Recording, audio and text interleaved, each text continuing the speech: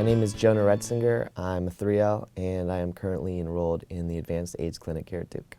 I was assigned a case in the AIDS clinic, and as a consequence, I had to represent my client in a hearing in front of an administrative law judge. He was applying for disability insurance and had been denied, and his initial appeal had been denied as well.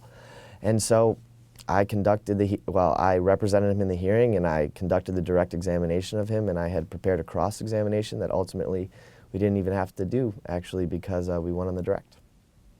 They taught me how to just ask the right questions, to ask questions, to talk with the client such that the client understands what's going on, and because most clients, especially that I've dealt with, they aren't necessarily familiar with how the legal system works, and just letting them know, this is the process, this is what we're going to do. And as you talk through that, you do gain some confidence in terms of, I'm going to be a good advocate. You learn the questions to ask to make yourself a good advocate. And that applies in person, but that also applies to simple things like calling someone on the phone.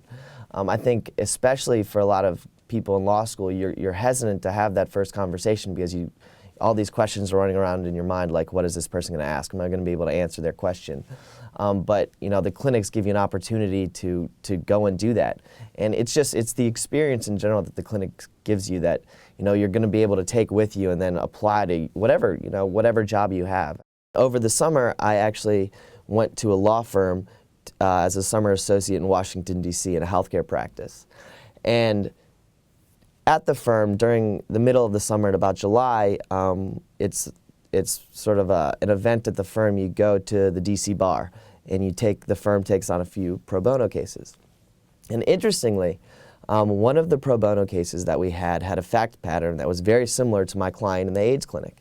Just the substantive knowledge of the law definitely gave me an upper hand when dealing with this client, because I had already been through it all. I knew what to expect. I knew what information was relevant.